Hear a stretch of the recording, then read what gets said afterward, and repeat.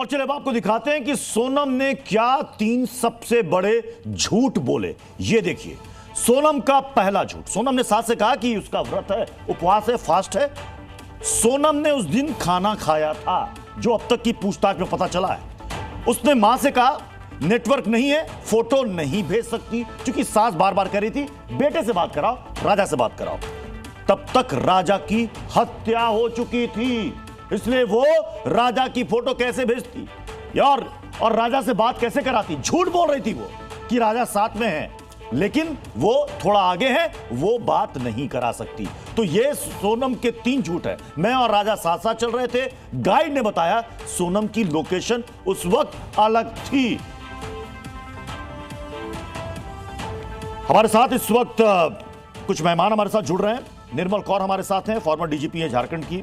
हमारे साथ हैं संजीव देशवाल, जो कि डेजिग्नेटेड डायरेक्टर हैं world association of detective USA के। हमारे साथ हैं सूर्य प्रकाश शुक्ला, जो कि फॉर्मर डीजी हैं यूपी के। और हमारे साथ 2 संवाददाता प्रमोद और अश्विन, दोनों इस वक्त जुड़ चुके हैं। सबसे पहले मैं अश्विन आपके पास आ रहा, प्रमोद मैं आपके पास आ रहा हूं। प्रमोद, आप तो उन किलर्स के घर तक गए हैं जिनको पुलिस ने पकड़ा है, क्या उनका बैकग्राउंड है, क्रिमिनल बैकग्राउंड? देखिए, विशाल है और दूसरा आकाश है और आनंद है। ये तीनों राजा के दोस्त हैं और सोनम के प्लान के हिसाब से राजा ने इन तीनों को हायर किया था।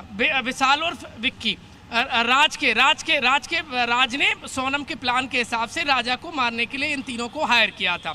ये मिनी बॉम्बे है, इसको इंदौर कहा जाता है। यहाँ की सोनम ने ऐसा जाल रचा अपने ही पति को मारने के लिए, अपने आशिक के साथ ऐश करने के लिए, कि उसने मेघालय के शिलोंग गई, क्योंकि उसको यहाँ के बारे में सब कुछ पता था। वो 1 साल पहले परिवार के साथ गई थी और बड़ी जानकारी है कि वो घंटों घंटों अपने आशिक के साथ बातचीत किया करती थी।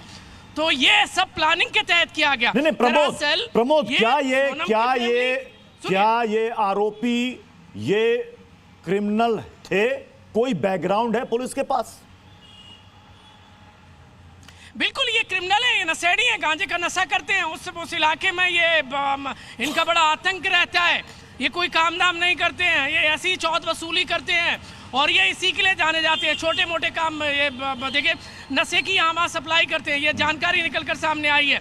और हैरत वाली बात ये है कि ये राज कुशवाहा के दोस्त थे और इनको बाकायदा टिकट दी गई, इनको बाकायदा रूट प्लान तैयार कराया गया, वैसा ही जैसा सोनम ने राजा के साथ, राजा रघुवंशी के साथ मिलकर अपनी हनीमून का प्लान किया था।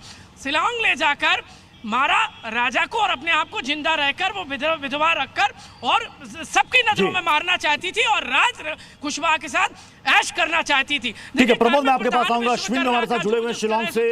अश्विन, मेघालय पुलिस बहुत ही शांत तरीके से काम कर रही थी। कल वहां के मुख्यमंत्री भी हमारे साथ जुड़े थे, उन्होंने कहा कि अब पुलिस ने अपना काम बखूबी निभाया है, पुलिस को शक था। तो क्या जो एविडेंस मिले हैं वो सीसीटीवी फुटेज है जिसमें ये हत्यारे हैं जो इनको फॉलो कर रहे हैं? वो रूट कैसा है जहां से इन लोगों ने स्कूटी लिया और स्कूटी लेकर ये चेरापूंजी गए थे? मैं आपको रूट दिखाता हूं। मैं इस वक्त एसपी ऑफिस में हूं और ये जो रूट है वो ठीक एसपी ऑफिस के बाहर जो है, जहां से इन हत्यारों ने जो है इस प्लानिंग को अंजाम दिया। और ये वो जगह है जहां से राजा और सोनम स्कूटी लेते हैं और इसी एसपी ऑफिस के बाहर से सीधा चेरापूंजी की तरफ जाते हैं। सोचिए, सारी जो साजिश थी वो एसपी ऑफिस के बाहर से उसको अंजाम देने की शुरुआत हो गई। साजिश तो पहले से थी, लेकिन अंजाम देने की जो शुरुआत थी वो इसी एसपी ऑफिस के दफ्तर के ठीक बाहर से की गई।